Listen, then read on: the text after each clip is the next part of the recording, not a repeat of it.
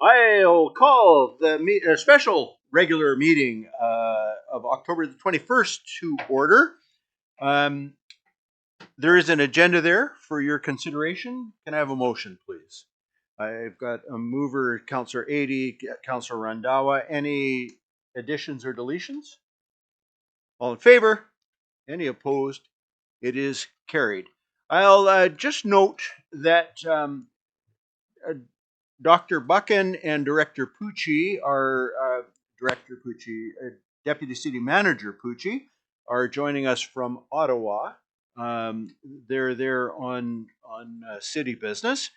And Councillor Forster is in transit to Vancouver, and the moment that she gets landed and onto Wi-Fi, she will be joining us as well. So she'll be coming in at some point soon. And before we actually start the formal agenda here, I would also just like to acknowledge and congratulate Tamara for her victory in the local riding, and also send out best wishes and thanks for Chris Sankey for his efforts. It's what makes a democracy work. With that, we have a presentation from the City Manager and Chief Financial Officer with regards to the City of Prince Rupert 2025 proposed budget. Before I turn it over to Dr. Buchan, I just want to make a couple real quick comments, and that is, it's funny, as I've talked to a number of people, they say, you're doing your budget now? We've moved the budgeting process into the fall, with the idea being that the whole budget can be approved and wrapped up by December or earlier, so that the organization begins January 1 knowing where they can spend their money, what the budgets are. If you wait until you've got all the tax assessment and all that information, you're halfway into the year before you actually have your spending approved. And so it's a really good practice. The challenge is for staff. I mean, you come through summer, you have UBCM, and then you have to come into this and do a ton of work to get ready. And as council well knows, staff were working on the last pieces of this into even as late as Friday night to make sure that we could have a complete document to be shared here. I'm very grateful for that effort. And this is council's very first look at the budget, and that's what it's designed to be, as well as an opportunity for the public to see for the very first time the budget. With that, Dr. Buchan, if you're ready and have any comments. Thank you, Your Worship. I do. Can you hear me all right? Yes. Excellent. Well, Your Worship, I'd like to begin by thanking staff for an enormous amount of hard work in preparing this draft budget, particularly Director Bobbin and her staff, but also all of management staff who have worked hard in working together to bring the budget down to the number it is. This was not easy, given we are in a position right now of trying to catch up for years of limited ability to renew and grow, and we still do not have the financial capability to do what we really need to and want to. So that's a bit of a caveat going into the presentation. Our proposed tax rate for 2025 is principally driven by internal and external labor contracts. Internal drivers include labor agreements, some debt repayments, a relatively small amount for operational equipment, and a 0.5% contribution to capital reserves for a total of 4.4%. Adding to this is another 2% for policing and transit increases. This brings the total proposed increase to 6.4%. Aside from the 0.5% capital reserve contribution, these costs are not avoidable without cutting services. The budget document also includes other service increase requests for council considerations, but these would add to the amount of the proposed tax increase. And I note that we have a draft deficit, a proposed tax increase, but it's not a final number because we do not yet have the non-market increases, non-market changes to the tax roll, and we won't know that until the spring. I'd like to point out that I'd like to point out the ongoing negative impact that the port property tax cap has on our ability to bring in lower taxes. If the tax cap was eliminated or the provincial grant was increased to pay for our lost taxes, the city would have about an additional $4.4 million more in tax revenues in 2025. That amount would entirely eliminate the proposed tax increase and leave a surplus of about $2.8 million to go towards our aged out infrastructure this year, with similar amounts every year following. The city can simply not afford the tax cap and will continue to engage with the province to find a solution that makes the city whole. Council is also aware that we have begun our big infrastructure project, for which we are borrowing $45 million over the next few years. This year, we begin to see the impact of that large borrowing on our utility rates. In addition, in order to avoid a large impact on rates when we're able to proceed with water treatment, the water utility rate is proposed to have an increase this and following years to reduce the impact of financing water treatment later, in 1 or 2 years only. One other increase to the sewer utility rates is the cost of closing outfalls, and this is mandated by the federal government. This has been another tough budget year, and staff have worked very hard to remove all items that can be removed without cutting services. We've also been very successful in finding funding that has reduced the tax impact, and we will continue to work aggressively on developing more revenues and continuing a successful record in securing grants. I hope that when Director Bauman goes through this budget proposal, you will see that we have an ambitious and impressive capital spending plan, which is strongly supported by successful grant applications. Your Worship, that's my introduction. I'd like to hand this over to Director Bauman to go through the budget proposal. Excellent. Director Bauman. All right, here we are, another year. Drum roll. All right, so thank you to Dr. Buchan for providing a bit of an overview. I'm going to probably reiterate a little bit of that. I hope that council is okay with that. It's for the benefit also of the public that are watching. So the agenda is basically going to kick off with an executive summary summarizing exactly what Dr. Buchan said. It'll talk about some services and finance structure, drivers of the budget deficit, catalyst for the proposed works under the big project, identification of operating capital and special project requests, followed by next steps in the process. And because this is my 11th year proposing the budget, I now need glasses. So, as Dr. Buchan has mentioned, the tax increase proposed is at 6.4%. This is made up of contractual increases for staffing, RCMP and transit, and inflation impacts. Legacy is contributing $1.6 million in dividends for capital project and special projects, saving the possibility of increasing taxes and utilities for these projects. Further contribution to a new service is also proposed in this budget. A City West loan repayment of $500,000 is included in the budget as well. And of the $149 million in capital and special projects budgeted, 1% of it is funded through existing taxes received from positive growth in prior years.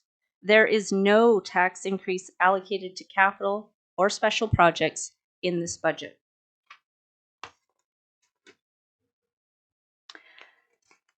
The draft budget is being provided for council and the community to learn the projects anticipated for 2025 and the anticipated cost to provide services at the existing levels. This presentation and the accompanying document attached to the report to Council begins the public engagement component of the budget process. Direction for the preparation of the 5-year financial plan received at the end of the process will enable staff to provide services at the beginning of the fiscal year and begin procurement if required. The budget has been prepared and requests made to align with Council's strategic plan updated in October. In building the budget for 2025, there are certain financial plan assumptions that are embedded, including provision for statutory financial obligations and debt servicing requirements, ensuring provision for contractual requirements including wages, services, and supplies, including financial assistance to organizations through grants and permissive exemptions, making assumptions for energy and supply cost escalations, adherence to legislative requirements and strategic plans of Council, maintaining service levels at those already in place, and maintaining sufficient cash on hand to meet obligations as they come due. The City pays for these services through 3 self-funded utility funds and an operating fund. Each utility has fees that pay for its function and capital infrastructure. The operating fund is funded through grants, leases, fees, and property tax. Operating pays for things like security services, recreation, and roads, amongst others. Property taxes do not pay for utilities, and likewise, utility fees do not pay for operating or other utilities functions.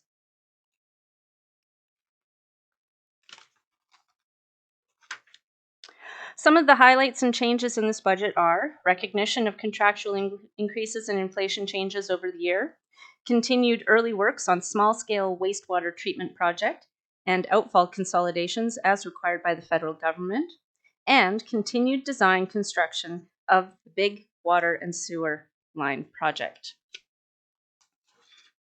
Not that residents need reminding given the frequency of road closures from repair efforts throughout the past years, but the frequency of water repairs has prompted the significant replacement project called the BIG Project, which is an acronym for the Big Infrastructure Gap Project. The frequency of breaks is well outside the range of normal and is a direct result of not undertaking systematic, planned replacement even during tough economic times. In response, staff commissioned an infrastructure replacement study to identify high priority areas for replacement which would support our grant requests, as well as help us target funds to the highest risk of failure areas. The sections in red are those proposed to be replaced over the next 3 years under the BIG project. This project will address water, sewer, and road infrastructure. The financial plan also incorporates the increases necessary for the utility budgets to pay for our contribution towards the BIG project, which was a requirement of receiving federal grants. The City approved loan authorizations in the amount of $45 million for this purpose. The related utility fee bylaws are a part of today's agenda. As noted by Dr. Buchan and in the executive summary, the proposed tax increase to balance the budget is currently sitting at 6.4% before we know the 2025 BC assessment values. This increase is based on the 2024 assessed values and works out to approximately a $129 increase for the average homeowner. 225's assessed values won't be known until January. Once we receive BC Assessment's roll, any new values added to the roll from non-market change would reduce the tax increase proposed. Irrespective of assessed values, our projected operating deficit for the general fund is $1.628 million. The drivers are presented on this slide and show the amounts as well as the tax increase attributed to each. We have also presented the approximate whole dollar cost on an average assessed value home associated with each cost driver. You will note that the largest increase for an average home is with respect to labor, followed by the cost associated with policing.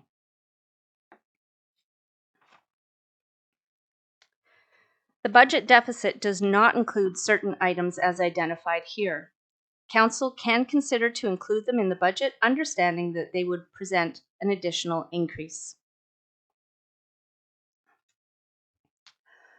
Prince Rupert Legacy is providing dividends to offset capital project costs that would either be funded through taxes or utility fee increases. Dividends from Legacy are not utilized to offset property tax or utility increases that are driven by normal operating costs. The reason for this can be seen on the next slide. This is an example where using dividends to offset operational taxes in 1 year results in a heavy penalty in the subsequent year. Should a situation arise where funds can't be provided through dividends on a continuous basis, the taxpayers in the subsequent year will have a spike in taxes. They essentially have to fund 2 years of inflation in 1 year. This is why it is best to fund one-time capital or special project items through these dividends, and why staff does not recommend offsetting inflationary operating increases in this manner. We will now proceed with the budget requests. Council will recall that we will go through each request and identify the funding source. The justifications are included in the budget document attached to the report to Council for you to follow along. Should Council have any questions, Council is asked to direct their question through the Mayor at the time a category is being presented, and the responsible staff member will approach the mic to take the question. We will interpret silence on a category as an indication that Council does not have a question at this time. I now ask you to turn to page 53 of the budget document. As was identified on 2 slides previously, these are the drivers which will require an increase in taxes. Some are to continue providing existing service, and some are to provide new service. Amounts are reflected on this slide and in the pages in the document. Page 53 identifies the staff and benefits increases, the general expense and debt repayment increase, and the RCMP contract increase. The following page identifies the operational equipment to be included in this year and future budgets, but would only require the largest increase in taxes this year. The equipment includes an annual fire gear allocation to routinely replace this type of necessary item, and incremental fire hose replacement. Each budget for these items is $35,000. Also included in this category is $34,000 for recurring replacement of fitness programming and accessibility equipment, parking lot line painting, and beautification efforts for the most visited city facility in the municipality. Page 55 includes the increased public transit and handy dart service and a city manager-directed asset management contribution to embed a continuous all property owner contribution to replacement of community assets. Page 56 and 57 are identified as choices for Council and have not been included in the existing services budget presented. These would represent an additional taxation need. The first item is contributory funding for activities related to Council's appointed Indigenous Relations Committee and Action Plan development. This includes stipends for meetings, budget for events, and development of a reconciliation plan. The next item is the introduction of a community safety officer to be added to the bylaw department, the redesignation of an officer to supervisor, and the transition of all bylaw officers to community safety officers, allowing for a greater scope of enforcement. The final operating item is repairs to Quinitsa Station to continue making the building and the deck available to the public. Questions, Council? Anybody need clarification on anything?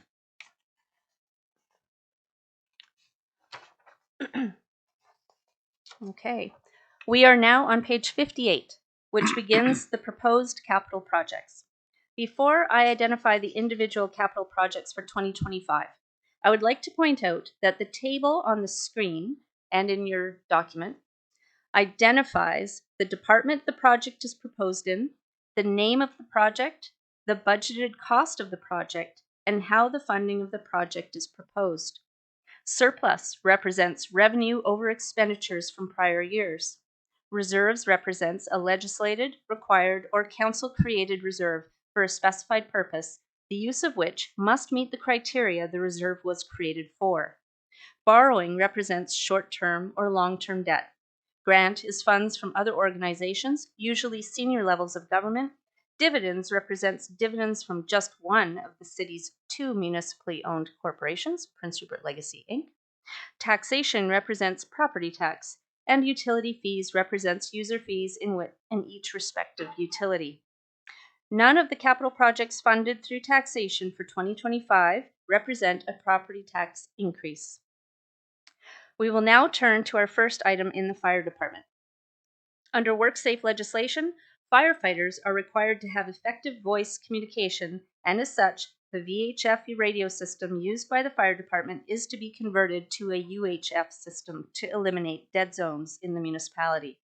This was an approved project in 2024, which will be carried over to 2025. The cost is $532,000, which is funded by a grant. The purchase of the reserve pumper was approved by Council in 2022, ordered in 2023, and after supply chain delays, it is expected the city will finally receive the truck in February of 2025. Short-term borrowing is still proposed for this vehicle. Page 59 details the replacement of the Command 1 vehicle. Command vehicles are replaced at 8-year intervals. This vehicle was purchased in 2017 and is scheduled to be replaced in 2025. This vehicle is considered a frontline apparatus and will come equipped with emergency lighting and siren package. The net cost of this vehicle after trade-in is $70,000, and funding is proposed out of reserves. Yes. So, reserve is like through taxation we have, or grants or legacy? Where we get this reserve from? No, reserves are funds that were received either through a grant and were directed to be placed in reserve, a statutory required reserve that was set up, such as park reserve, or a council set up reserve. So this is not taxation. This is funds that have been rolled into reserves, generally from grants or through the sale of assets, that sort of thing. Go ahead. At the bottom of page 59 is City Hall envelope repairs. The envelope is in very poor condition. Risks of postponing the proposed works increases the likelihood of interior damage. The cost of $85,000 is proposed from existing taxation.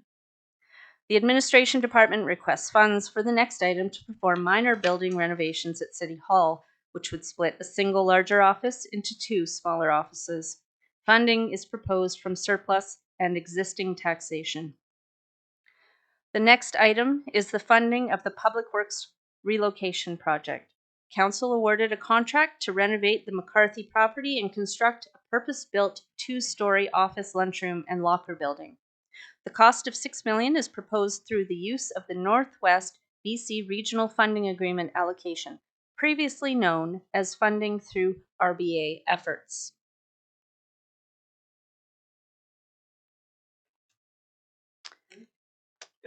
Counselor. Not a specific question to the Public Works building, but is this $6 million coming totally from RBA? That's correct. Yes. And we're getting 6.8 Correct. this year and another 6.8 next year. Correct. We will be getting 6.8 for 5 years. Yeah, I know. I'm just going year to year though. Yeah. Absolutely. Yep. Thank you. Go ahead, Director Bowman. Page 61 begins the Recreation Department's capital projects. The pool requires the replacement of its filtration system. Cost of $150,000 is proposed through existing taxation. Budget in the amount of $100,000 is also requested to conduct envelope repairs and the installation of metal cladding on the south-facing wall of the pool. Funding is through existing taxation. The next page identifies the request to renovate the auditorium ceiling through the replacement of lighting fixtures to LEDs and the noise dampening fabric to acoustic baffling. The cost of $90,000 is proposed through the Recreation's Asset Management Reserve and a grant.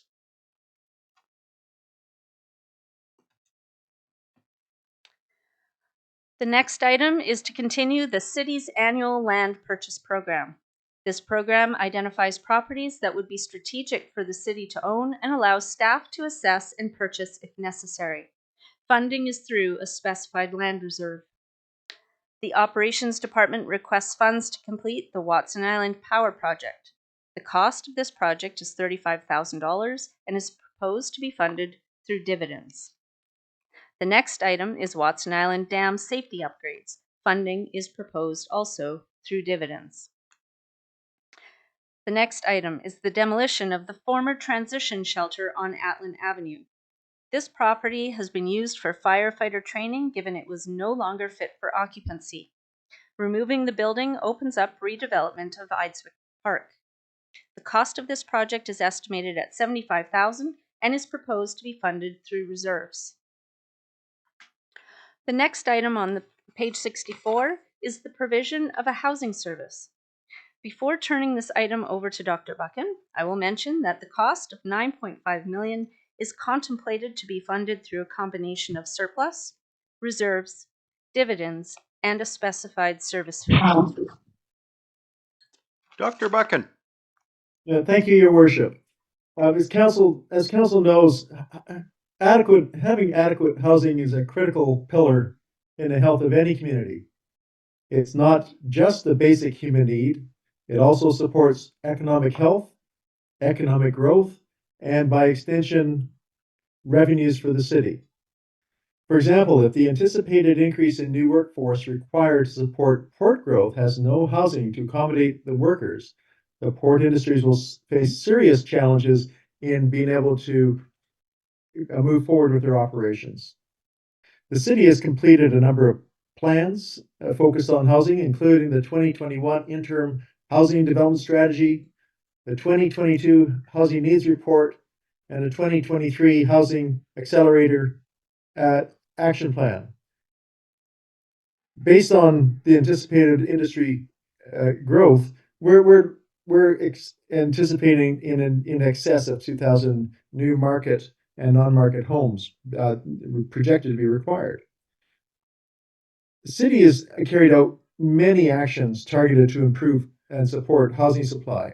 Notwithstanding these targeted and ambitious actions, the challenges and costs of building affordable housing, affordable market housing, Prince Rupert has prevented any market housing other than a limited number of single-family builds.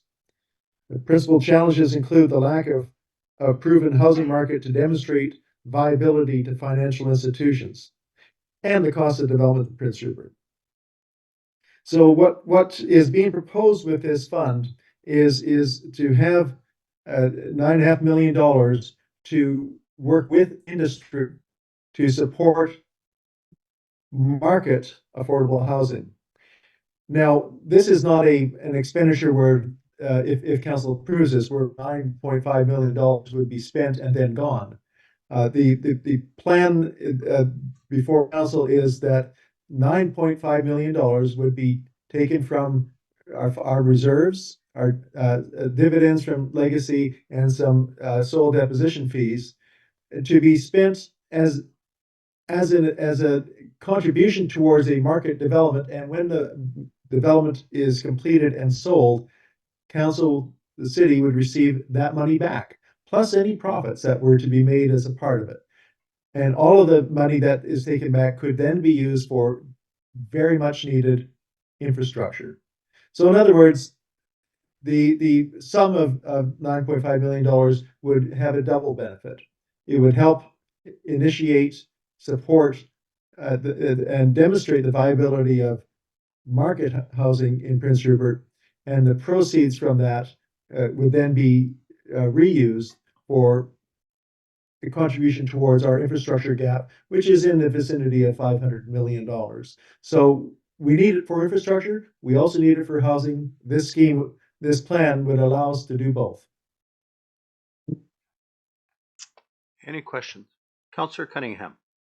Yeah, I have a bit of a problem with this. We're already subsidizing industry in this town on port property by the caps and everything else. And we're constantly saying because of that type of taxation, we have to go to the taxpayers for more taxes to run the city. Now we're going to be subsidizing these industries for housing. I think these industries should be the ones that should step up to the plate and put some money into this fund, not the city. I've got no problem building housing and everything, but I still think industry should be at the table when we're doing this.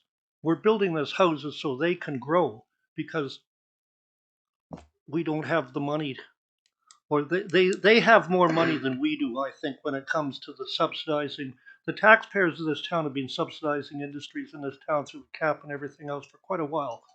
And here we are now going to subsidize housing so they can attract workers. And I just think that we should be going to them and saying, hey, we need more housing in this town, not just for the town, but for you too. You should step up to the plate and throw some money into this fund also. Thank you. Councillor Adey. I would echo the previous comments.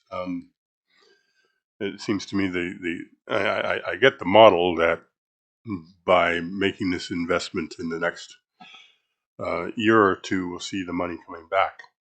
I just wonder whether this is the moment in Prince Rupert's history that we would want to do that.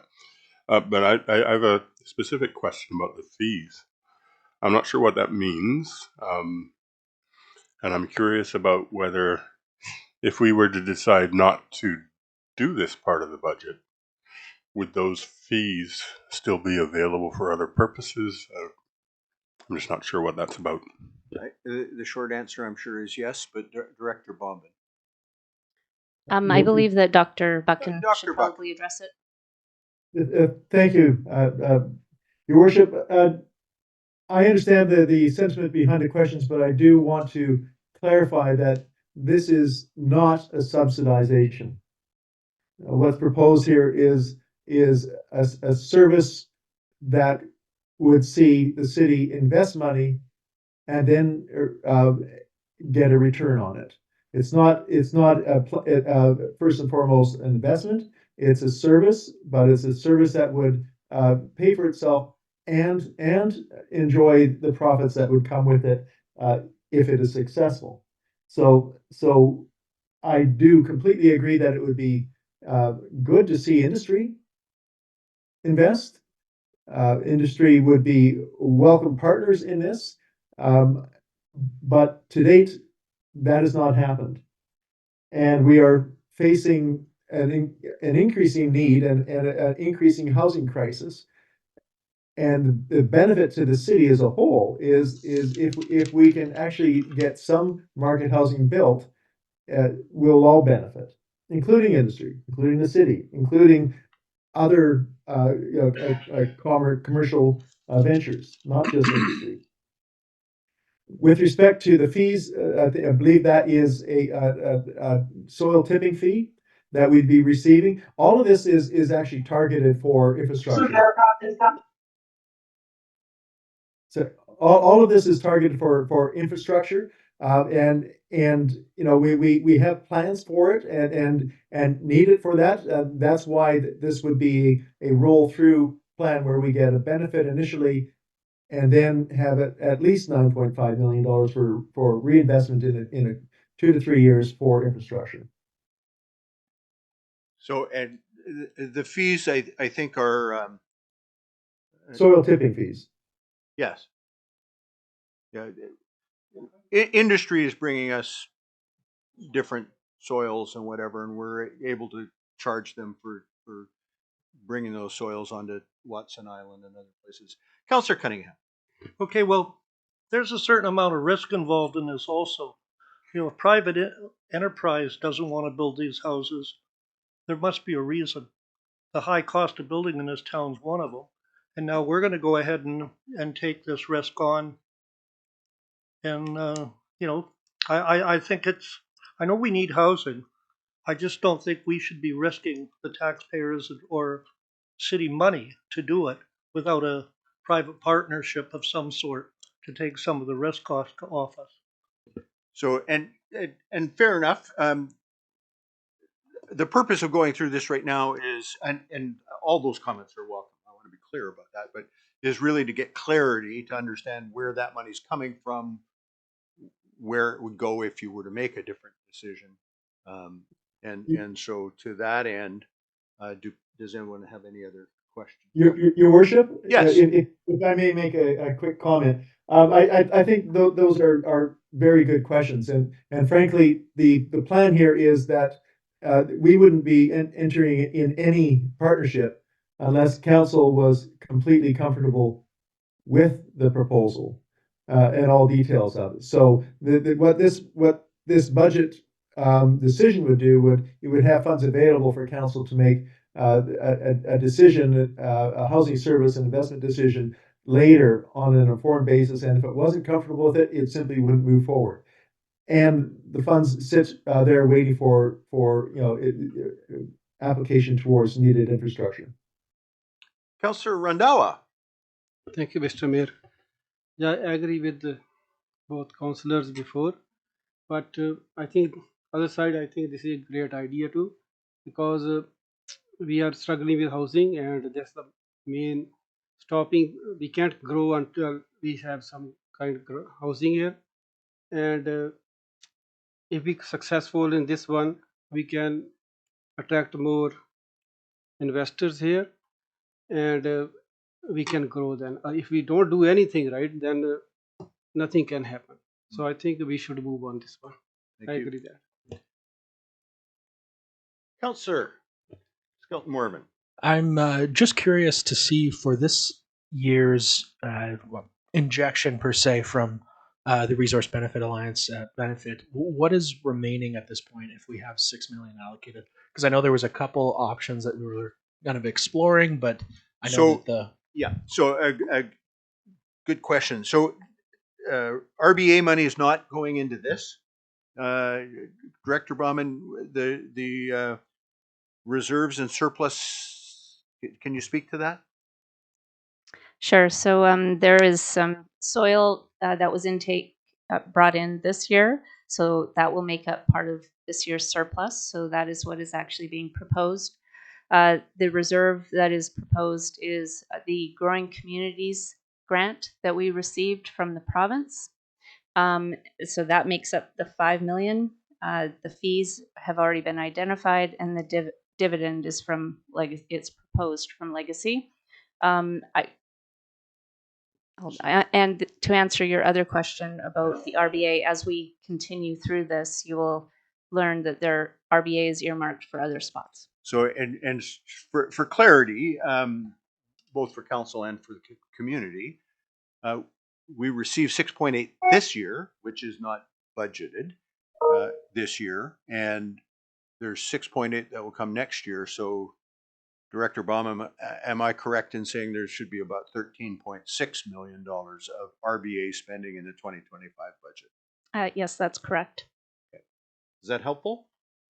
Yes, Mr. Mayor. No, that was just the clarity I was asking. And I realized actually the previous item was allocated around that particular number. That was the Public Works building, if I'm not mistaken. Correct. So $6 million is spoken for from that. Of the 13. Perfect. Correct. Councillor Cunningham, did I see your hand? So, simple math, we've got $7.6 million left of the 13.6, and you say further in the budget there's going to be more chipping away at that. Correct. Good.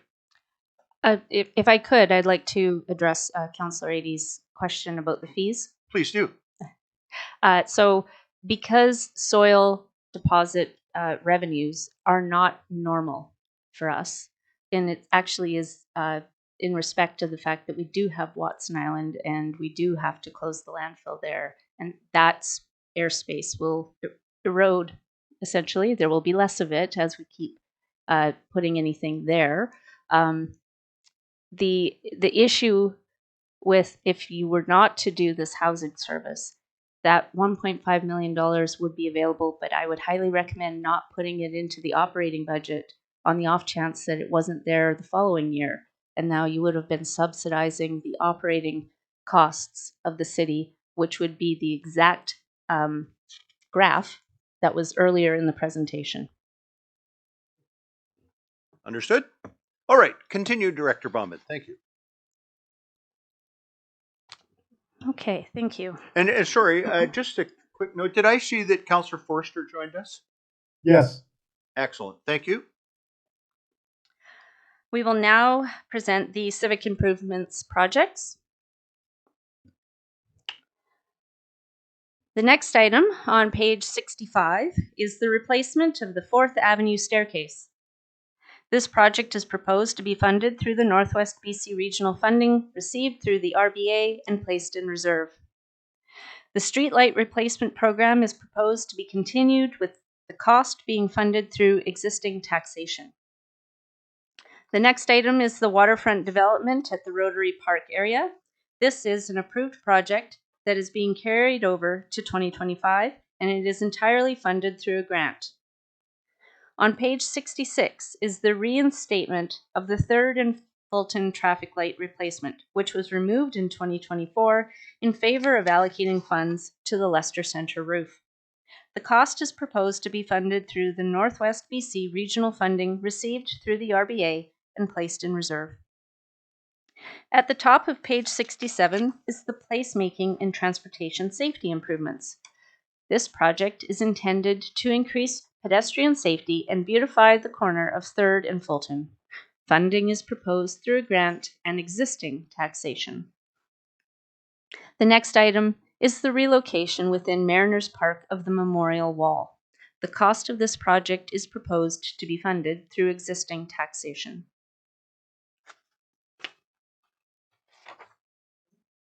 Councillor Adey. Just going back to the Quinitsa Station, as it gets a mention in the request regarding the waterfront development, the $9,348,000, and we have the Quinitsa Station that's right there in the middle of all of that.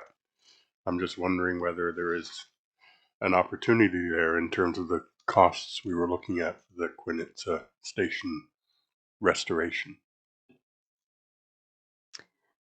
Perhaps Director.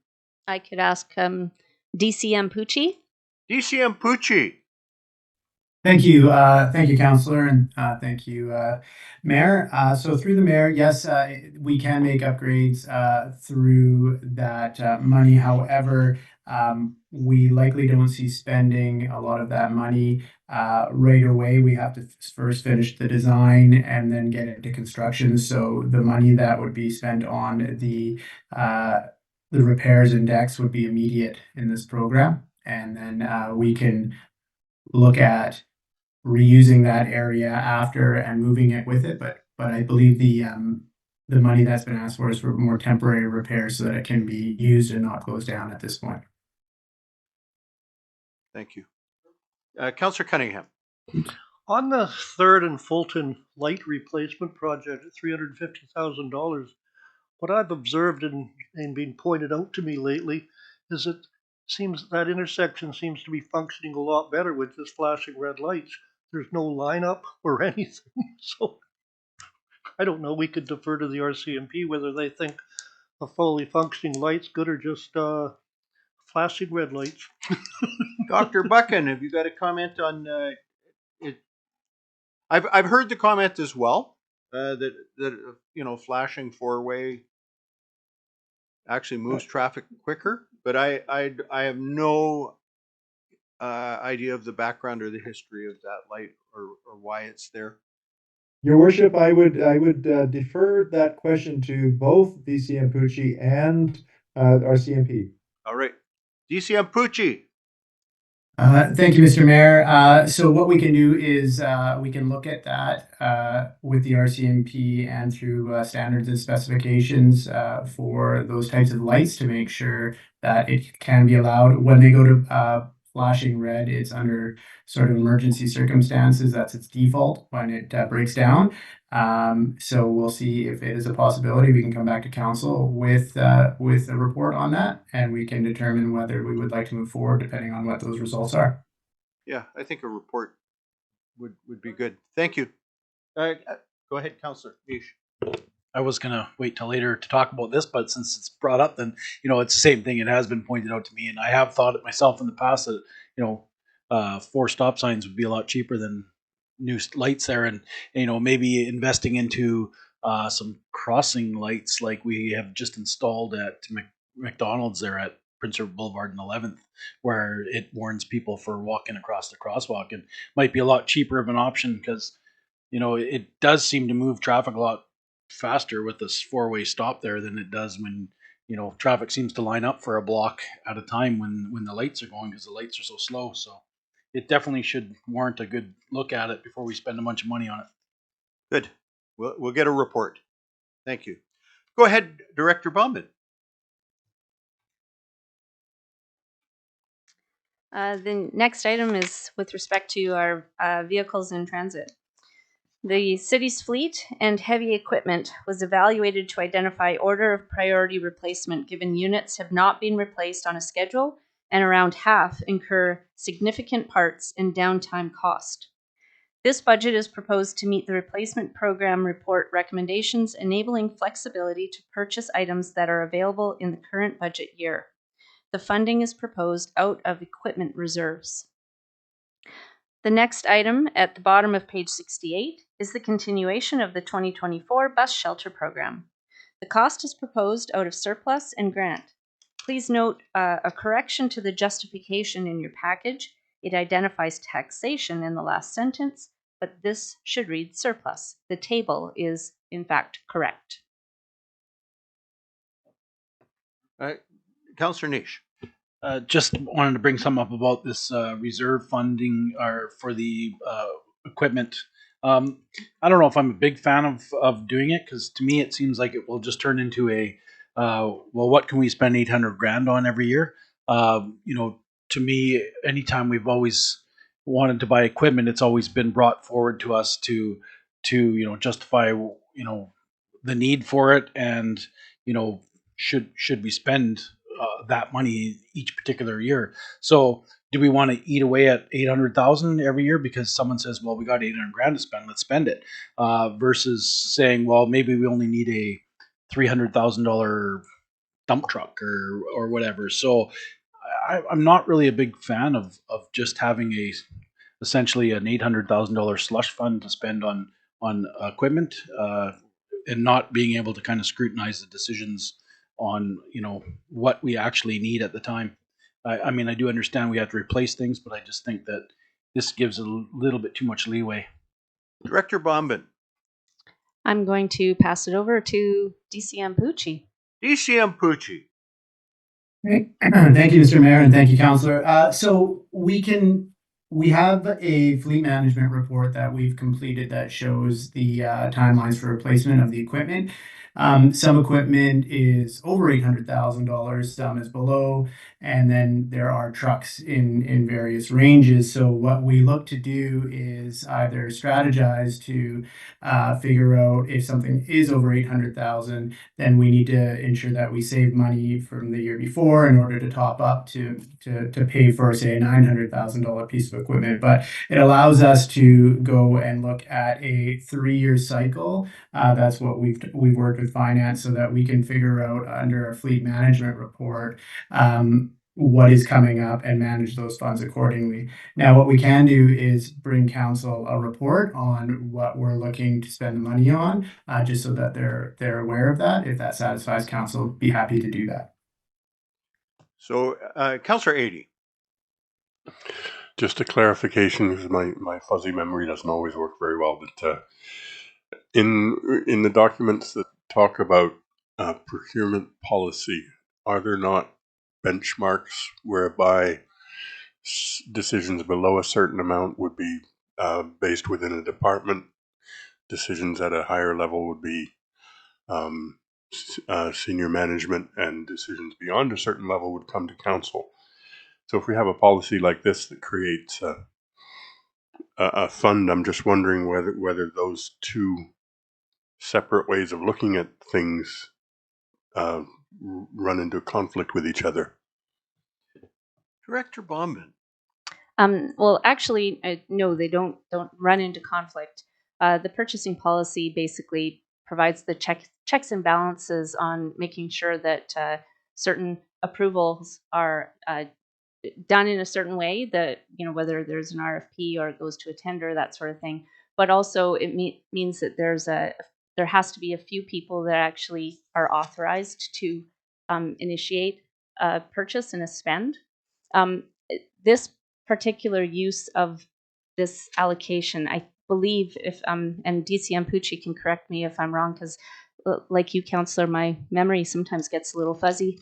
I believe that it has come up this way because in the past we've actually brought individual items to council, we've gotten approval, and then when staff have gone to order it, it was unavailable in the year, and therefore there's money that has been approved for the fiscal year that they can't spend. And so instead of going, okay, well, we're going to roll that over next year, but we still have the equipment reserve is available next year that could fund that approved expenditure, we could have used that money to be able to instead replace a different piece of equipment that also needs to be replaced. But these ones that were approved were higher priority. So I believe what is occurring here, from what I recall in our conversations internally, was that they were planning on hopefully using this round number so that they could go and start ticking off the high priority items. And if something wasn't available, they could move to the next high priority item. And the purchasing policy would still be followed. DCM Pucci, have you got any other further comments? Oh, I see Dr. Buchan's hand, actually. Thank you, Your Worship. I appreciate the comments and the concern about making sure that the funds are used appropriately, not as fund money, but as money that's required for important investments. And there is a certain inefficiency, in doing it one at a time. On a case-by-case basis, and it leads to us not being able to acquire equipment when we need to.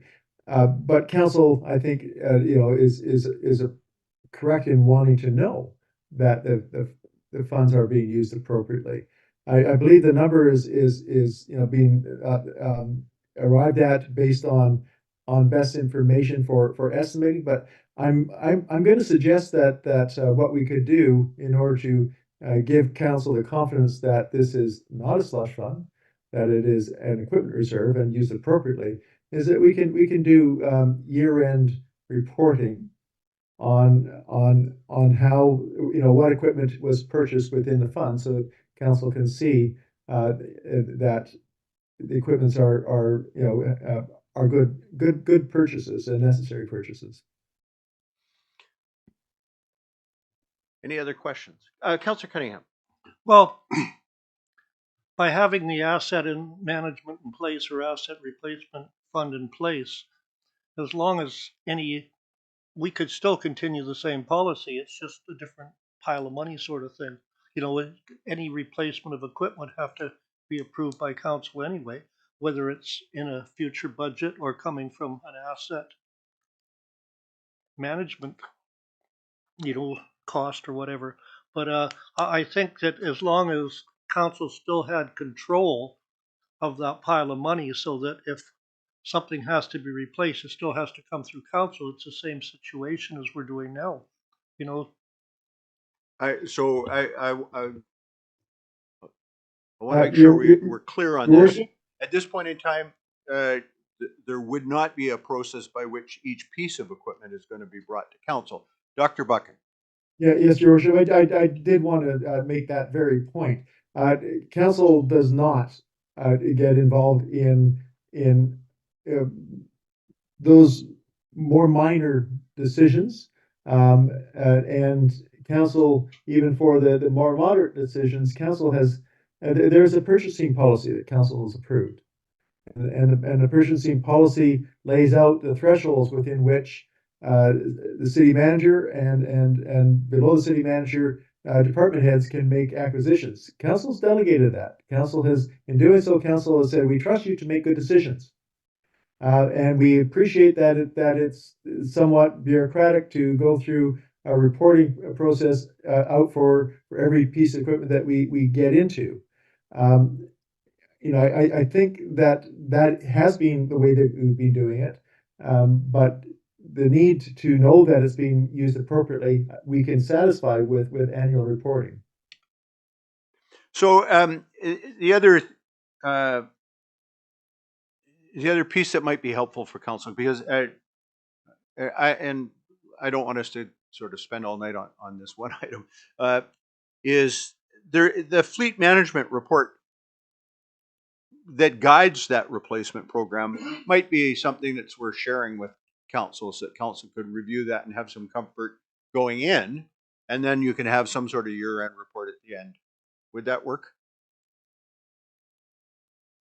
Dr. Buchan. We can certainly provide those. I think that would let council know, how this money is proposed and how it has been used. Yeah. I see Councillor Forster's hand. Thank you. Apologies for being late. My plane was a bit delayed. Mike, I really appreciate how Dr. Brusson has framed all of that in response.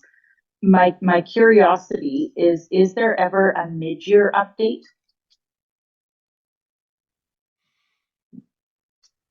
Your worship? Yes, go ahead, Dr. Buchan. Just for clarification, a mid-year update on expenditures? Yeah, just wondering like if that might be not a debate update, but just this is where we are, because I do hear the comment of a concern that sometimes some organizations, not ours, wait until the end to do all the purchases, and I don't think that's what we do. And I think a way of showing that is a mid-year. This is what's been spent in the first 6 months. I would like to bring that to the senior staff to see how efficient that could be Yep. made. Perfect. And we can bring that back to the next this council meeting where the budget's being discussed. Yep, Thank I you. think you're hearing correctly, Dr. Buchan, that council is comfortable with our policy. We're comfortable with the decision-making process that staff would go through, and we'd like to have eyes on it at the same time. Is that reasonable? Okay, thank you. All Yes. right. Continue on, Director Baum. Okay, moving on to page 69 is the renewal at Eidsvik Park. This project is proposed to cost $432,000 and is funded through grants and Northwest BC regional funding received through the RBA and placed in reserve.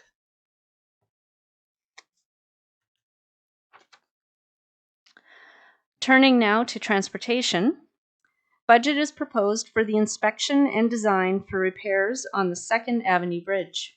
The cost is estimated at $200,000 and is funded through surplus. Rounding out the transportation department is annual funding for the sidewalk and road paving programs. Both are funded through existing taxation. This concludes the general fund capital projects.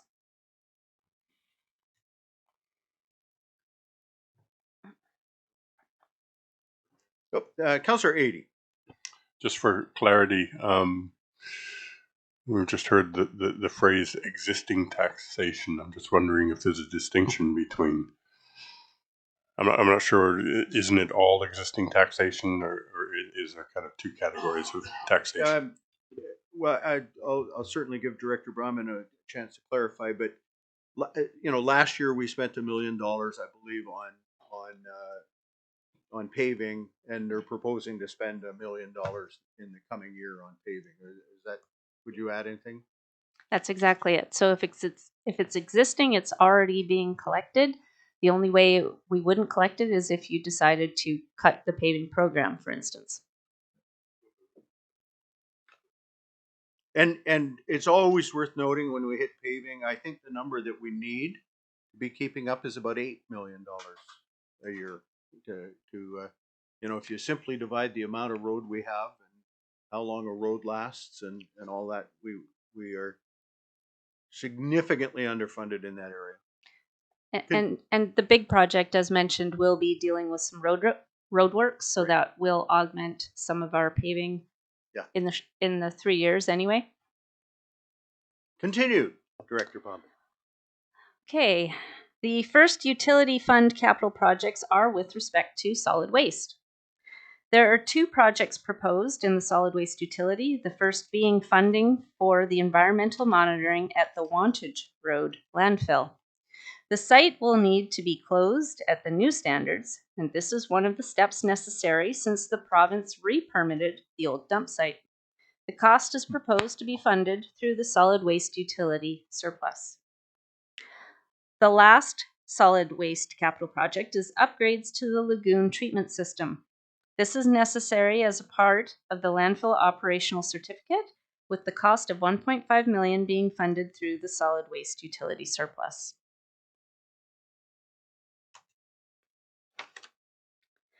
We are now moving to the water utility. Councillor 80. I'm just wondering what type of monitoring carries that particular cost value. Director Bauman. I will ask DCM Pucci. DCM Pucci. Thank you, Mr. Mayor. Thank you, Councillor. This is for the Wantage Road landfill question. We have to monitor around the site. There are monitoring wells that we have to do monthly sampling, I believe, to ensure that there isn't leachate going off-site and migrating. Thank you. Continue, Director Bauman. Okay, so we are now moving to the water utility. Storm and flood damage have impacted the Woodworth Dam access road, necessitating improvements for access. Budget is proposed in the amount of $350,000 and is funded through dividends. Moving to page 72, the city plans to proceed to replace the submarine line that transmits water beneath Fern Passage from the mainland to the city on Cayen Island. The $7.25 million project is funded through provincial grants and reserves created through the Northwest BC Regional Funding Agreement advocated for through the RBA. Work will continue on the water communications SCADA system approved in 2024. Funds for the remainder of the upgrades are through reserve and surplus. The water component of the 2025 big project is proposed at a minor little $65 million, funded through $3 million of long-term debt and $62 million of senior government grants. Annual water line repairs are budgeted in the amount of $1 million, funded through existing utility fees.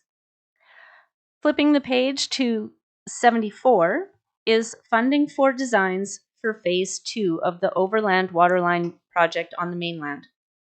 Funding is through the Northwest BC Regional Funding Agreement and grants. The final capital project for water is continued work on the water treatment engineering. Budget of $150,000 is proposed to be funded through reserves and grant.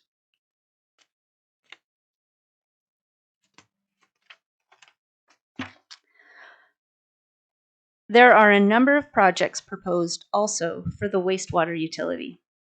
The first item at the bottom of page 76 is the wastewater component of the big project planned for 2025.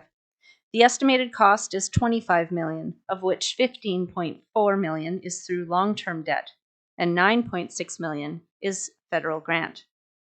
Page 75 carries forward the liquid waste wetland treatment pilot of $6 million, funded in part through surplus, with the rest being grants. The Ominika lift station needs to be rehabilitated, and existing utility fees are proposed to fund the $250,000 engineering and design necessary to proceed with the improvements to this lift station in a future year. The city has been directed by senior government to eliminate Outfall K. To do this, a small pump station must be constructed on Overlook Street. Considering this project is a part of the big project associated with Overlook Street, funding is proposed out of the city's long-term debt contribution. The completion of the SCADA communications system is rounded out in the wastewater utility through funding from surplus in the amount of $500,000.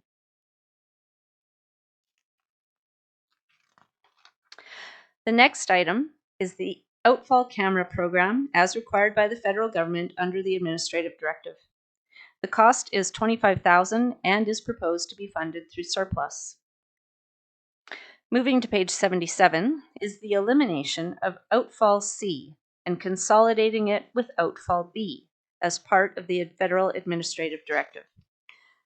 Funding is proposed through existing utility fees and short-term borrowing to bridge receipt of future funding through the Northwest BC Regional Funding Agreement. Yet another project required through the federal directive is the elimination of outfall J, which runs under Rushbrook Floats. Funding is proposed through the Northwest BC Regional Funding Agreement to be received in 2025. Annual wastewater line repairs are budgeted in the amount of $750,000, funded through existing utility fees. Engineering for a new wastewater treatment plant in the industrial site is planned for 2025. This is an approved project from 2024 that was postponed due to staff shortages and specialist availability. Funding the $275,000 cost is through specified reserves. The last capital project is a sewer master plan to be used as a guide for making wastewater renewal decisions within the big project. Funding is through a grant.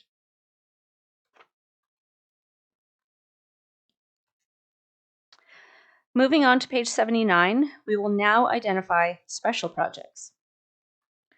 The boilers at the Lester Center, which are original to the building and past life expectancy, require frequent repair and are extremely inefficient and costly to run.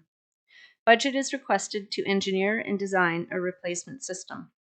Funding is proposed through a grant.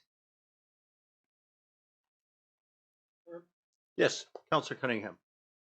On the Lester Center boiler system, $40,000 to get a consultant. Can't we just put it out for bids and have the actual company doing the work design it as part of the contract? It would save some money, I think, in the long run. If we're going to get $40,000 to have a consultant look at what we need to be done, and then have to put out a contract to get the work done, it just seems, I don't know. These consultants are killing us. Is there Councillor Adey? In my other hat, sitting on the Lester Center board, I would say that from the perspective of the occupants of that building, it's not really if but when that the boiler is going to need to be replaced. They're facing pretty high utilities costs, paying for heating the building, and a great deal of that is based on a fairly inefficient current system. So if it's when, not if, I guess that's my way of supporting what Councillor Cunningham has said. Councillor Cunningham. We replaced the boiler in an apartment block. There was no consulting or anything. We just went to a company, and they came in and put 3 little boilers. 2 of these desks were the size of all 3 of them, and took the place of this gigantic system, and bingo, it was done. The new, and the efficiency of those boilers, like Councillor Adey says, were just phenomenal. We cut the gas bill almost a third, and I don't see where $40,000 on a consultant, when if we're just replacing boilers, you're just replacing boilers. It's not like you're redesigning the whole system. I think that's noted. Dr. Buchan, I'm going to leave that with you. Yes, Your Worship, if I may just quickly comment, I think that we'd like to bring back a little bit more information on this. I mean, you'll note that it says for the design, and if this is more than just replacing a boiler, if there's a design involved, you can't really go to tender unless you actually have the design. So we'll get some more information on whether or not this is simply a boiler or whether or not a design is necessary. And if so, then it does make sense that you spend money on a design to be ready to go to tender. Thank you. Councillor Cunningham raises a good point. Go ahead, Director Bauman. Moving on to the Recreation Department. the Recreation Department has obtained a grant for seniors and accessible fitness equipment. The cost of these components is estimated at $25,000. The next item is an age-friendly recreation master plan to inform decision-making in community and recreation services. The cost is $50,000, funded through existing taxation and a grant. The next item is the continuation of our asset management program. This program is a condition of continuing to receive Northwest BC regional funding. Funding for this program for 2025 is a combination of a grant and a dividend. The work done on the 6th Avenue Bridge identified that it and the 2nd Avenue bridges are likely to have weight restrictions imposed. The cost of rebuilding these bridges would be significant, so investigation into rerouting is proposed. The cost of obtaining designs to reroute will help guide future decisions. Funding of $200,000 is proposed out of reserves. The next item is the continuation of new standard work and field hazard assessment procedures. Budget of $100,000 is proposed through surplus and a dividend, and this is a carry forward of a 2024 approved project. Councillor Adie. A couple of things. I'm going to go backwards. I tried to get your attention, but didn't. And I could go down a line of humor around that, but I'm not going to. The recreation master plan item, I'm just wondering, and I have another question afterwards, but my first question is the grant, $25,000 from grant, $25,000 from taxation. Sometimes grants are dependent upon getting matching contributions. I'm just wondering whether this is one of those cases, or whether it's we're just trying to do the best we can in two separate directions to get this money together. Dr. Buchan, do you want to answer? Or we've got the Director of Recreation right here. I'm not sure who's going to answer. Thank you. I'd like to defer that to the Director of Recreation. Excellent. Great. Thank you, Mr. Mayor, through to Councillor Adie. It's actually, we've already received grant funding, and this will allow us to do a full plan. So the grant that was received was around an age-friendly plan. With the additional funds, we can complete a full recreation master plan with an age-friendly lens. So whether we've already got the money for the grant, so we would just do a smaller portion connected in with that, or if we can get the full amount, we can do a very big, robust, and have some proper planning in the recreation department. Continue, Councillor. My second question involves more money.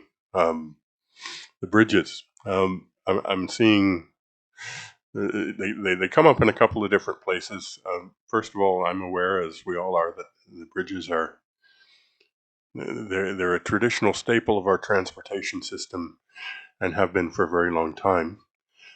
Therefore, they age, and we're living through the repair of the 6th Avenue Bridge as we speak. I think we're near the end.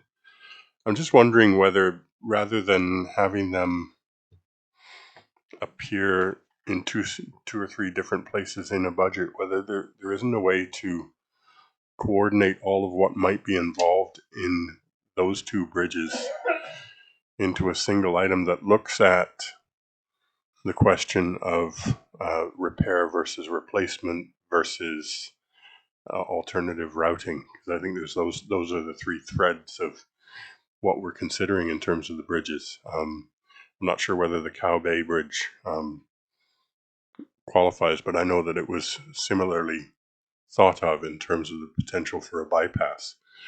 So I'm just wondering why we're separating this, and whether there isn't efficiencies to be gained by looking at them as a whole within the context of our transportation system. Director Bombin. Thank you, Councillor, for the question. So with respect to the 2nd Avenue Bridge, the work that is in the capital budget, those are actually designs that need to be done for the repairs that we did do a bridge study. So there is repairs that need to be done to 2nd. 6th took precedent, and then it was going to be 2nd. So now the reason that particular envelope of funding for the Second Avenue repairs, the designs are in the capital budget. This one is actually in special projects because it's going to look at all of the bridge rerouting possibilities. To also, and also, as I understand it, and DCM Pucci can correct me or augment me, that the consideration is going to be whether we rebuild or reroute, what is going to be a cheaper option, that sort of thing. DCM Pucci. Yes, thank you, Mr. Mayor. Director Bauman is correct. So these bridges, just frankly, aren't going to last forever. They're coming to the end of their life. We've done repairs to the 6th bridge to keep that one going for a little bit longer. We will have to do the same for the 2nd Avenue bridge to keep that one going a bit longer. But we do need to look at a final solution. And is that solution a replacement? Is that a solution of going to a full road or an arch culvert or something like that?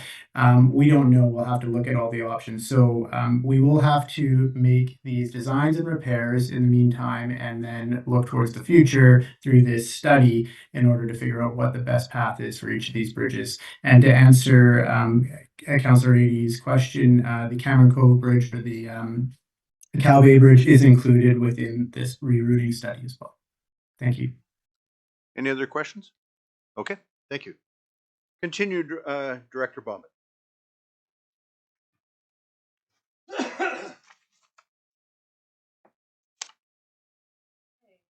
Moving on. Administration is proposing a community time capsule for the 2025 Prince Rupert Homecoming. The funds are to prepare an engagement strategy, find sponsors, and create an execution plan. Budget is $20,000, funded through a grant. The next item on page 82 is to perform engagement and respectful replacement of the totem poles around the community. Budget of $50,000 is proposed through the Northwest BC Regional Funding Agreement Reserve.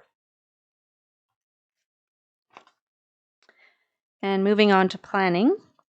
The proposed local food system assessment and strategy stems from policy adopted in the official community plan and council's strategic directions. This project of $35,000 is funded through a dividend. The next item is a housing needs assessment and OCP update. Grant funding was received in 2024 to undertake works associated with provincial requirements under Bill 44, adopted at the end of 2023. The amount noted represents the remainder of the work for 2025. Just a note, the last line on this justification in your package is incorrect and was a holdover from another draft justification. The last item in our special projects section is for development approvals improvement review. In 2023, the City of Prince Rupert was successful in receiving funding for this purpose. The amount reflected represents the remainder of the funding for conducting this review. And that concludes the special projects funding. One of the advantages of conducting the budget process in the fall is that community enhancement grants can be considered at the same time as the city's budget. Page 84 through 88 of the document identifies repeat and new cash and in-kind community enhancement grant applications, along with organizations with funding agreements. Staff have budgeted retaining 2024 funding levels. Council is requested to deliberate on the applicants and provide direction to staff as to any changes. Page 18 of the document identifies the property tax impact of funding 100% of the requests. It has also been presented in an earlier slide this evening.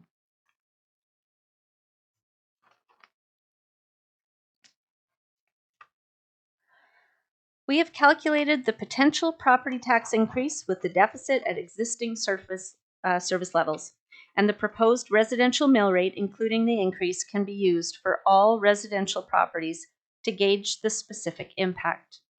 Currently, residential property owners can use their 2024 assessment multiplied by the proposed rate of 5.29205, as shown on this slide.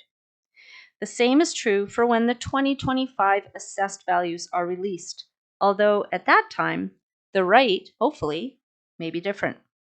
We will keep council and the public informed about potential changes to the proposed rate early in 2025 as information is received. A reminder that the provincial government offers residents the homeowner grant and the tax deferral program. These programs are available to reduce property taxes paid and defer the tax payments through a loan that is recovered at the time of sale. Details of these programs can be found on the provincial government website, the city's website, or on your property tax notice. Homeowners must make application to the province for the homeowner grant before the tax payment deadline on July 2nd, or a provincial penalty will be applied. This is an annual application that everyone must do. The homeowner grant for 2025 can be applied for in the new year, but if it was missed for 2024, you can still apply for it now. The link and the phone number for more information and to make application is on this page. The budget document and this presentation will be available online tomorrow. We will begin the opportunities for in-person public feedback starting on Monday, October 28th, followed by November 12th, here in Council Chambers at 7 p.m. each date. Questions, comments can be emailed to finance@princerupert.ca or taken by phone at 250-627-0914. And of course, we can receive them by mail. We will again be making our budget simulator available to the public to provide information and obtain feedback on the proposed budget. Results of submissions are provided to Council for consideration, as is interaction data indicating areas of public interest. This simulation tool will be available tomorrow and open until 4 p.m. on November the 15th. I know it's tiny, but if you do use this particular function within the simulator, you'll be able to see a lot better. But included on the bottom right of the simulation landing page is a link to obtain what is called a taxpayer receipt, which is what this is. This is an example of the taxpayer receipt for an average assessed valued home. It identifies the allocation of tax-funded costs for the year by department. Homeowners can go to the city simulation and click on taxpayer receipt to find the allocation according to the value of their home.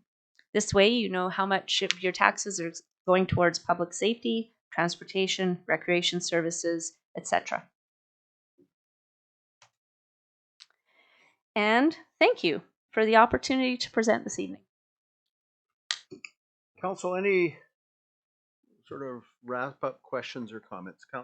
Just on this particular matter. Councillor. Yeah, just more general questions that I think might be useful in terms of presenting information. The first one's quite small. There was at one point a statement that the average cost increase to homeowners was $129. I think that's property taxes.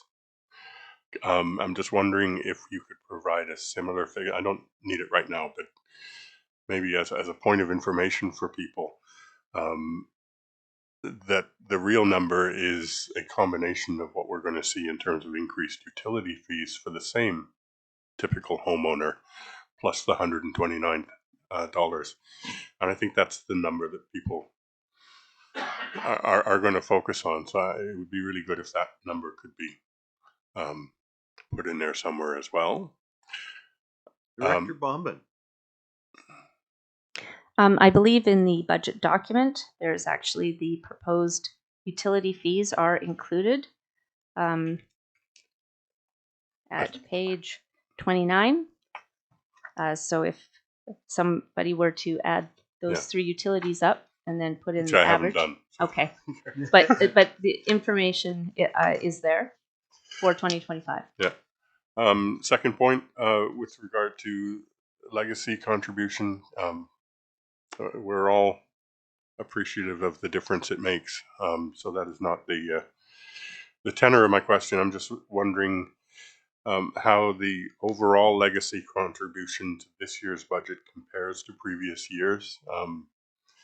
I see it sort of itemized, but I think tracking that is something that the public might find useful as well. And my last one, it kind of came up earlier one way or another, but we're looking at a tremendous benefit from the RBA. And I'm actually really appreciative of the diversity of the ways in which it's being applied this year. And it really brings home just how useful it's going to be over the next 5 years. So I think that's really important. I do wonder whether there wouldn't be a place for an appendix of this is the RBA, this is what it's doing for us on an annual basis, just to bring that information together. Fair comment. Director Bauman. Yes, actually, it is a requirement, I believe, as a schedule in our financial statements. So once we actually do use it, we have to report on that as well. Councillor Randawa. Thank you, Mr. Mayor. Thank you for your presentation. Very well done. Thanks for your staff. And one more thing, I like to say, I think we should get on Fulton Street lights. We should get report. I think it's working properly right now, like 4-way, but it's not best practice because I go through every day so many times, especially like two people stopping same time, they both try to go same, right? So it's a little bit risky for people, and especially people using the crosswalks. They have to wait like long time sometimes. If it's proper green light, they can walk, so it's more safer for them. So I think proper lighting is that's the best solution. Yep. Councillor Cunningham and then Councillor Nish. I want to thank Director Bauman for the presentation. It's really well done. It really explains things, and I'm hoping people will go online and look it up. So because it's very thorough, and if you've got a complaint about something or you don't think we should be doing something, get back to us. Let us know. The simulator's very good, but still in person. Let one of the councillors know. And also, I want to make a point of pointing out that the public consultation or public opinion is October 28th, the next council meeting, as well as November 12th. And, it's one of those things, paying taxes, no one likes it, but no one seems to come out and help us with it. So I really like to see some public input into it so that we can actually find out what people are really thinking and go from there. It's their city as well as ours, we're just the keepers of it for them. So, Director Bauman. Maybe I should just add that if anybody, does email us, which we don't usually get any questions. Usually we find questions come here to council. Anybody that does email us or calls us or uses the snail mail, we do provide those questions and the answers to council in the final information package when we seek direction from council as to preparation of the 5-year financial plan. So if anyone is thinking about possibly wanting to ask a question but don't want to come before council in this room, that's fine. Go ahead and use the other alternatives. The information will still be passed on. Councillor Nish. The usual rant. So, I think you did a great job on this budget, and I think anybody that actually reads this document from front to back would be amazed on the amount of things that the city does for its residents. And everyone on Facebook can say a comment about one particular thing, whether it's a pothole or a bridge or whatever, and they can form an opinion and be against the city because of one particular thing. But if they actually sat here and read 110 pages of a budget, they would understand as to where they're, on what does the average homeowner pay? $10 a day. I'm not justifying tax increases, but the reality is that if it's a $10 a day average, most people will spend that on a Starbucks coffee. And to see what the city is doing for that $10 a day, per person or per household, it's a lot, and it's quite amazing that how much stuff actually gets done. That being said, we are millions short on what we need to do, and once again, you look at the shortfall. We're $1.6 million shortfall, and that might not seem like a lot of money for big industry, but it's a lot of money to once again download on our residents. And here we are again. I look at 1.6 million for industry. If we took the 4 capped industries in our community, that's basically 400 grand a piece each. That's probably 3 of their average people's wages in each of their places. So if they're basing their profits on 400 grand and they're not going to be able to survive by paying $400,000 more each, I'm pretty sure that that's not the case. I'm pretty sure these companies are profiting much more than that, and they wouldn't pull up stakes if they were to lose $400,000 more. And that's the frustration, and I think that's where our new MLA will have to step in and hopefully advocate for us once again as to why the caps are hurting us. 1.6 million is nothing to industry, but it's sure a hell of a lot for our residents to cover every single year. I mean, we've had 2 years in a row where we've had massive tax increases, and it's just so hard to every year just say, okay, here's another 6 point something percent, and once again we need to push back on the port caps, and hopefully we can figure out what's going on with our government so we actually know who to talk to. All right. I'll just add, this is a massive amount of work being done in this budget. I'm not talking about the work done to prepare the budget. There is a massive amount of work planned for the city of Prince Rupert over the next number of years. It is game-changing stuff, and it is also expensive. And I'll leave it at that. Director Bauman, thank you.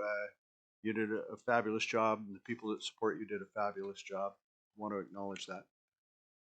Thank you, and I would like to actually at this time acknowledge particularly Deputy Chief Financial Officer Tristan Higginson, who was instrumental in helping put this together. Veronica Stewart, our communications manager, also instrumental in putting together the presentation and the document itself.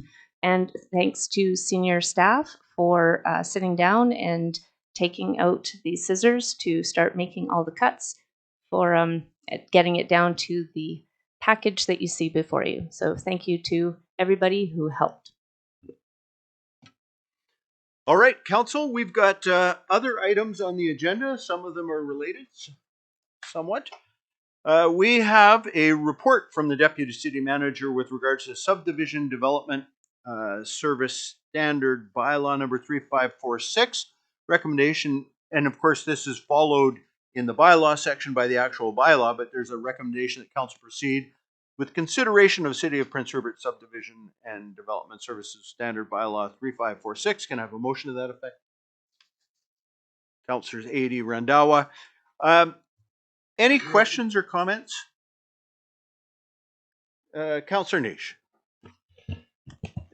I didn't get into the subdivision one because it's quite involved as far as a developer and what they would see in this. But as we work through these next couple and further down, there's things in there that I may as well bring it all up as a whole right now and have this discussion, and it kind of goes to all of these bylaw changes. And I want to really point out where I feel that we're really going to handcuff people from building. And I'm going to go with and use an example here of water and sewer connections. Right now, where is it here? I just had it here. Okay, residential storm connection.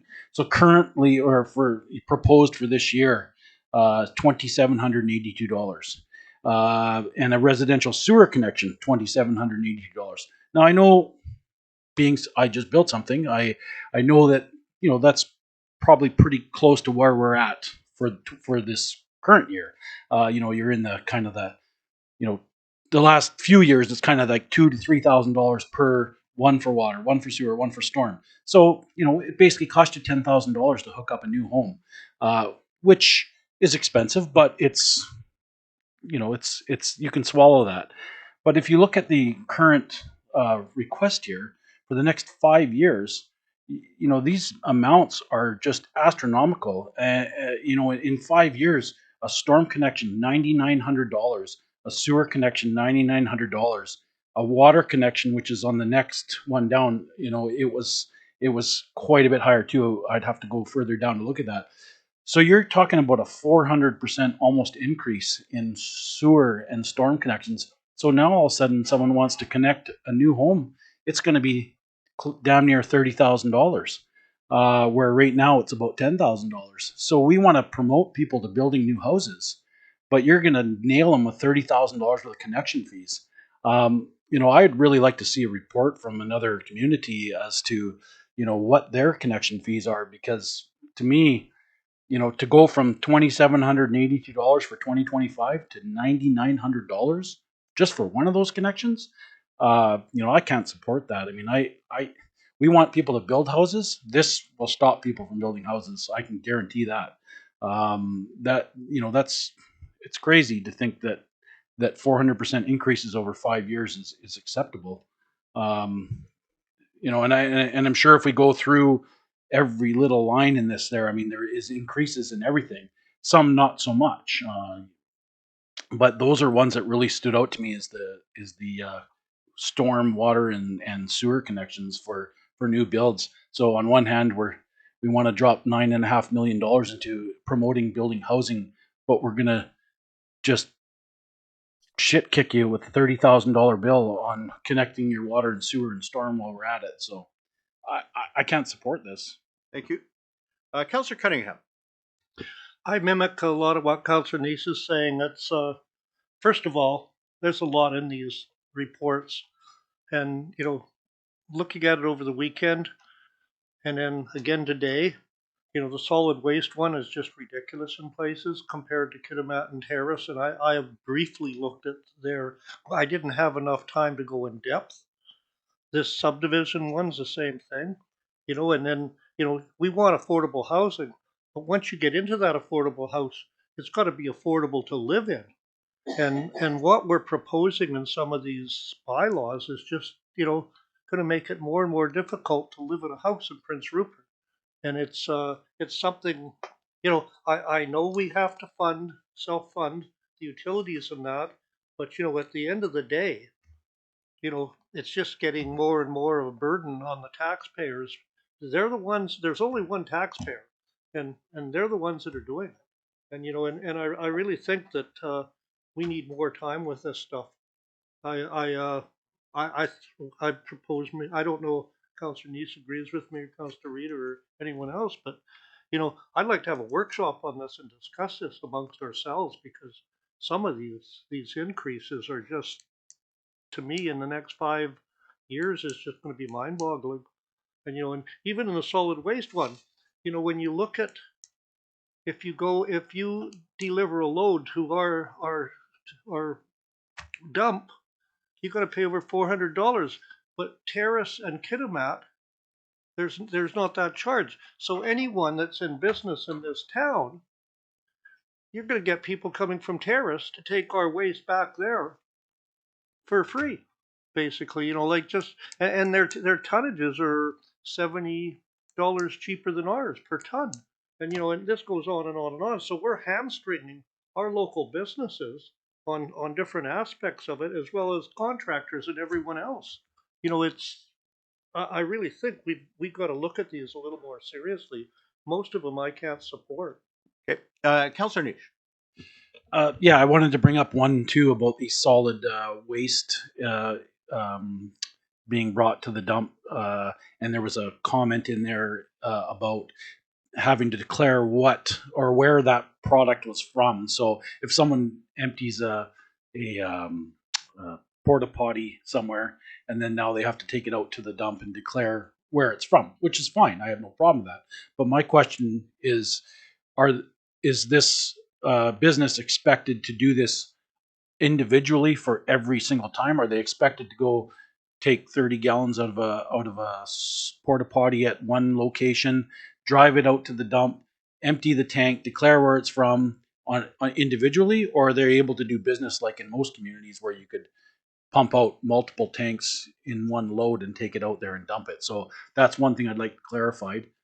But that being said, I would really I just think that, we were just hammered with 110 pages of a budget, and now we've got 4 bylaws here that we're supposed to look at tonight, and I'm wondering if we can table these to give us some time to look at it, and I mean, for us to make any sort of decisions on this tonight, I just think it's not fair to us. We haven't had this information long enough. We've, to me, my mind is on the budget, and to have this on my mind as well is it needs time, and we did not have enough time with this, so I would like to table all these. So motion to table, seconded. Dr. Buchan, and I do see your hand, Councillor Forster. But Dr. Buchan, I'm turning to you. Consequences of tabling. Your worship, I'm not aware of any time constraints on this, but I do want to defer to DCM Pucci to see if there's any time sensitivity. DCM Pucci.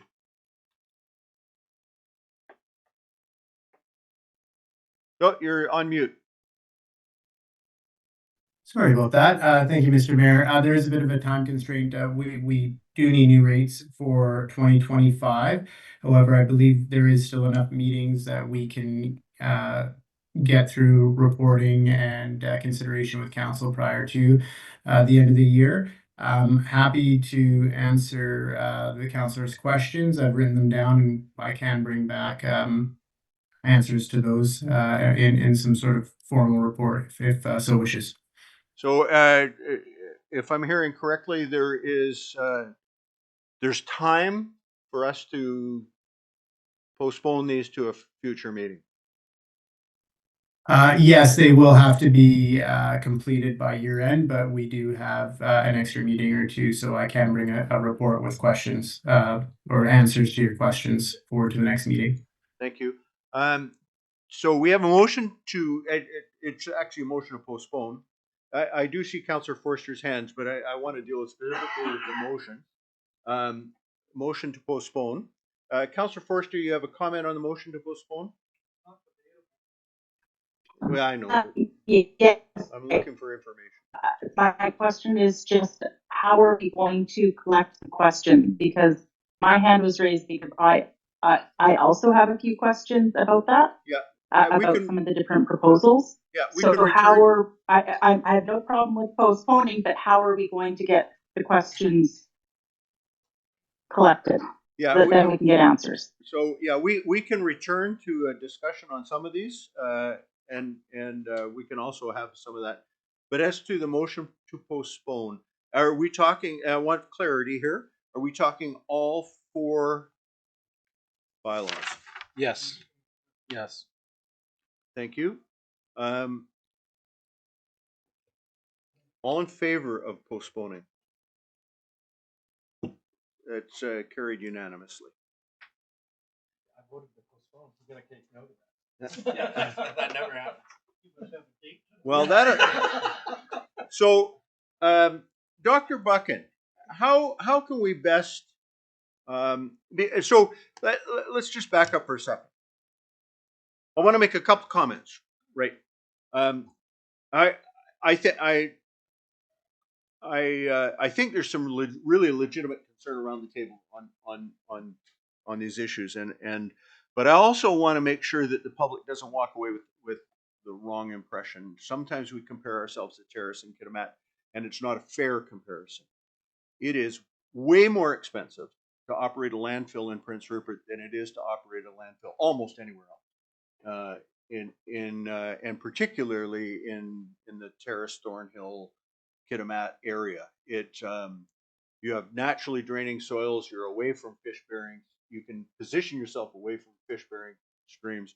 If you were to compare the amount of work that has to be done to run a landfill in Prince Rupert and the level of technology that's required, and then the lack of naturally occurring sands and gravels that we have where we're dealing with rock and muskeg, it is always going to be much more expensive to run a landfill in Prince Rupert. Secondly, I think it's really important that we have and again, I voted in favor of the motion to postpone, so I want to be really clear. I'm not opposed to that. But the reason that the two are coming out at the same time is it's important to inform both. It's great to say, oh, we're going to have a 6%, and maybe it won't be 6, but 6.4% increase on taxes, and then there's this whole different number that's associated with the utility bill, and that would be disingenuous. So there is a desire to make sure that the whole thing is understood, so that the cost to the homeowner, which is what matters, is absorbed together. With all of that said, Dr. Buchan, how can we have a process here that would ensure that council's questions and concerns are addressed? Thank you, Your Worship. In regards to the process, please send all questions through to Rosa and she will then work with me to distribute to the appropriate person, which is likely to be DC Ampushi. But we'll collect them and make sure that we have them all that way. But if I may, Your Worship, I just want to put a lens on the questions, and these are very good concerns. Are these fees going to disincentivize investment? Council has incentives right now, development incentives, where they are passing the costs on to the taxpayer versus the user in terms of application fees, and so I just want to make sure that council realizes that the fees that are proposed are not a tax. They're based on getting closer to recovery. If they don't go up, which is absolutely a legitimate policy approach, that simply means, but not without impact, it means that the taxpayer covers the additional costs. The costs are the costs. So what these are trying to do is they're trying to put more of the costs onto the user rather than the taxpayer. So if the decision is to not increase them over the years, as is proposed, what means is that staff will have to, based on experience, come up with increases to the budget, because these costs will be covered through general taxation rather than by the users. So it's a double-edged sword. You kind of get hit both ways, I'm sorry to say. The disincentive of having cost recovery is it may prove to be a hill too high for some investors, and that's why council has some incentives right now, which it's supposed to revisit in a timely manner. But if you keep the costs down and we don't have cost recovery, you will expect to see an associated increase to the taxes. So I think that staff can provide some information perhaps on how these are cost recoveries, rather than and I don't even believe that some of them are full cost recoveries at this point. So just to frame the discussion going forward, this is a user fee versus a tax paid discussion. Thank you. DC Ampuchi, did you have any comment you wanted to make? Thank you, Mr. Mayor. Dr. Buchan was correct on that. Is that what we'll do is we'll bring information forward on the fees that are there, and it is more looking towards cost recovery. The servicing costs, for instance, are very low. It's typically twice or three times that when we go and service property. So we're trying to take that back in so that it's not against the utility, it's against the user that goes and applies for that service. So what we can do is bring in our information to support our recommendations, and as Dr. Buchan said, they are just recommendations to move forward with, and we can have a further discussion. Thank you. Thank you. Councillor Cunningham. One thing, the user fees themselves, they're a little bit higher, but that can be absorbed by the users or the haulers or whoever. But when you have a $465 fee for after hours or on a Saturday, when a lot of these hauling companies work on Friday and Saturday, and there's a $465 fee, whereas that fee doesn't exist, that's not comparative. Like that's just a fee above the user fee. And from what I understand in Terrace, talking to them today, they have a card, and it's for the gate, and you go in, you get weighed automatically, and go through the system and dump. Now we're trying to expand our cruise industry. They got to start dumping their garbage somewhere. So our companies would be very uncompetitive all of a sudden if they got to take 2 or 3 trips to the dump on a weekend off a cruise ship, and some company can come from Terrace and do the same thing, and all they're going to be paying is just a fuel back and forth, because that $465 doesn't exist to them. So streamlining the system might help too. The actual user fee, okay, it's $60 more. That covers what the mayor was talking about. It's not a fair comparison.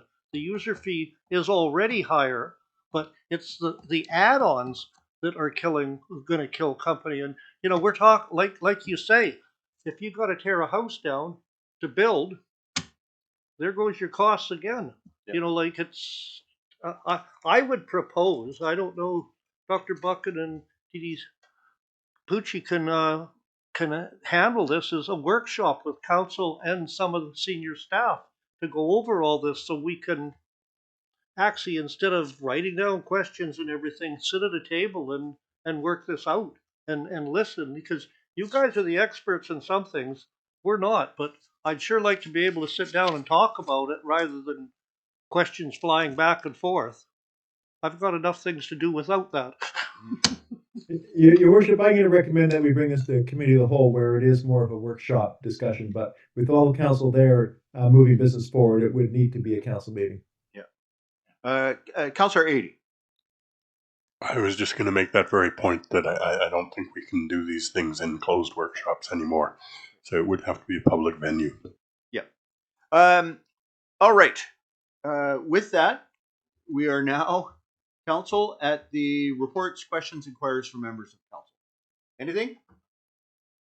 Just yes, Councillor. On I believe it's November the 2nd at the Niska Hall. There's going to be a pet expo. Oh, starting at 10 o'clock. I don't know how well advertised it is, but I know there's a lot of pets in town, so my wife might even take me.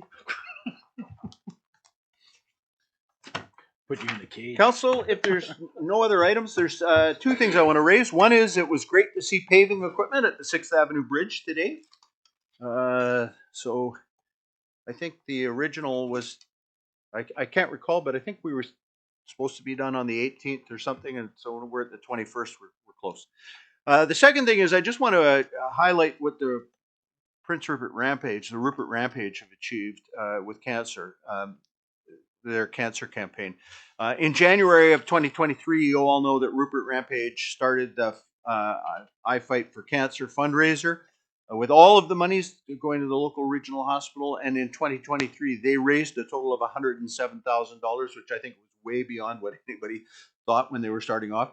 And that purchased much needed equipment here at the local hospital. In 2024, with the amazing generosity of the community, they raised $137,000 and successfully applied to the Port Community Investment Fund and received an additional $128,000. So 137 and 128 this year. Altogether, on Saturday, October the 19th, the hockey team announced that in the 2 years they've raised $375,000 plus. They've kicked off the 24-25 season by offering a free hockey camp to all the minor hockey players with a request simply that they donate to the Rampage Fights Cancer. 122 players enrolled. The camp was a success, and they collected $6,400 towards the cancer campaign. Going to be amazing to watch them this year. Councillor Cunningham. That said, not only do they contribute a lot to the cancer campaign, but like for example, the last one they allowed the senior center to set up a table there for a bake sale, and they made $600-700. And I think Rampage and their volunteers don't get enough recognition in this town. Like it's just amazing. The 50-50 goes to different groups. The players go and they donated their time for that camp, but they also go down to the library and read to kids and things like this. It's really something, we've got a very giving community that way. Guns and Roses with the firemen and the policemen. Guns and hoses. Hoses, roses, whatever. Well, maybe Guns and Roses. The firefighters aren't bringing roses, I'll tell you that. No, I just think that there's a lot of these organizations that just don't get recognized enough. Well, the RCMP are roses. That's the first word. Oh, there we go. All right. Before Councillor Cunningham gets himself into any more trouble, I'd entertain a motion to adjourn. Councillor Adie, Councillor Randhawa, all in favor? Any opposed? It's carried. Thank you very much.